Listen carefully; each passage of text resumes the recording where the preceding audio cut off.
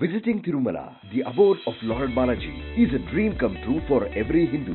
Being the richest Hindu temple in the world, it attracts around 75,000 pilgrims on a normal day.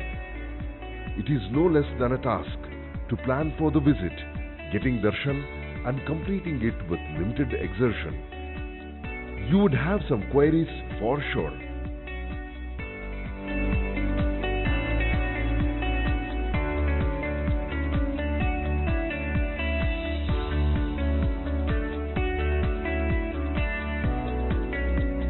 Never mind, As an authorized travel agent of KSTDC for over 10 years now, we are here to help you solve all your concerns.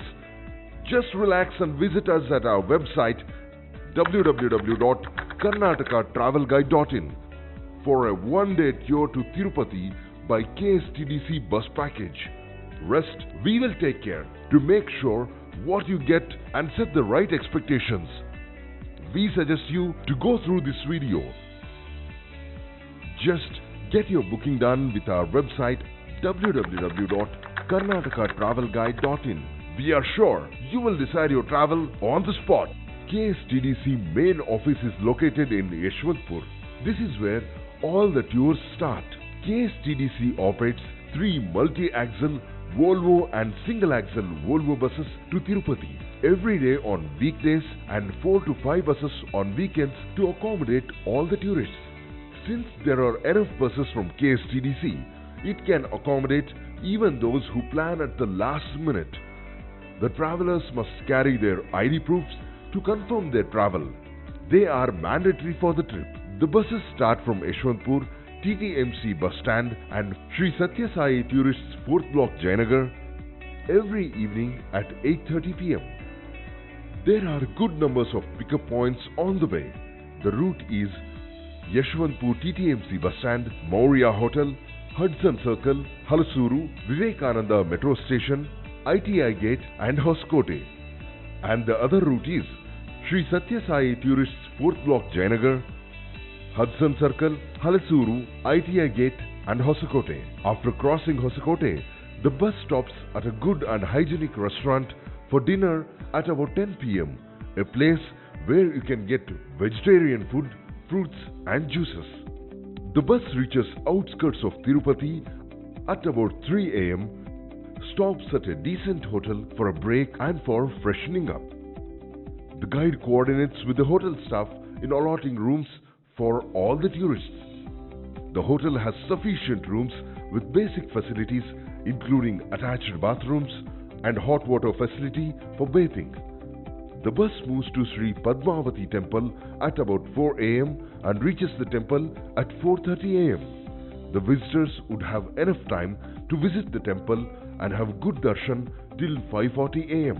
On the way to the temple, the guide keeps informing about the rules and regulations and customs and religious practices including dress code, safety and security of the valuables, electronic gadgets, cameras, phones, etc. that need to be followed during the visit to the temple. At 5:40 a.m., the bus leaves from Padmavati temple and reaches a clean and good restaurant for breakfast. From this place, a vehicle takes those tourists to Tirumala who wish to tonsure. After the 30 minutes break for breakfast, the bus would carry all the tourists to the local bus station. As the long chassis buses are not allowed to take the Tirumala hill route, a local bus would be waiting to pick up the pilgrims. The bus starts from the local bus station to Tirumala at about 7 a.m. and reaches Tirumala at about 7:40 a.m. The guide helps announcing the safety measures, rules, dress code and religious practices to be followed during the visit to the temple. As cameras, gadgets, slippers, shoes are not allowed inside the premises, KSTDC organizes a counter where these items can be deposited. Those who had separated from tonsuring join the group here. The guide informs the tourists to keep their ID and photo ID proofs as they are mandatory for entering the temple.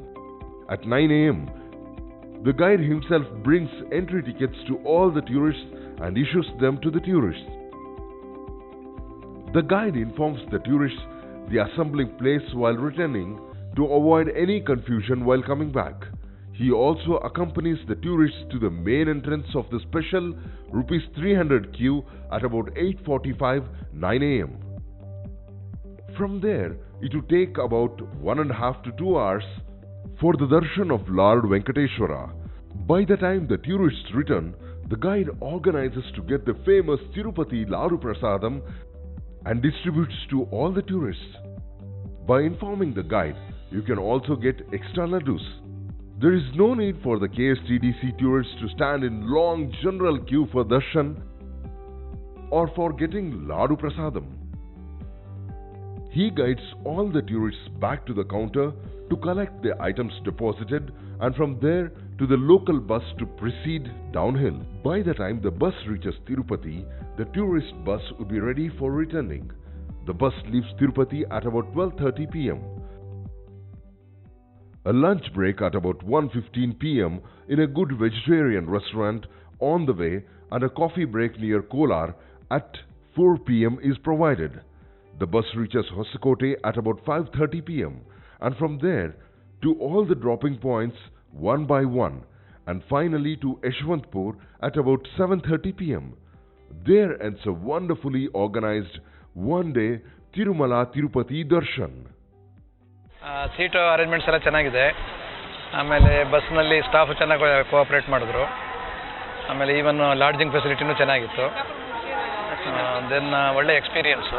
Last night when you boarded the bus at Bangalore till the time you come here, and then there are various parts of this tour. That is the first darshan, which is the Padmavati temple, which was bang on time. They are very organized for that matter, so that is the best part. I really like that part. Second part is obviously coming here to the Tirumala, which is again a very good experience because everything is planned. So all in all, the darshan, including the darshan, it hardly took us about 1 hour, 1.5 hour maximum, which is like a dream come true when you come to Tirupati. If you come on your own, there are people who've quoted examples of taking 6 to 7 hours, but we finished our darshan in just 1.5 hours. So the best part about this tour has been the organization, the management.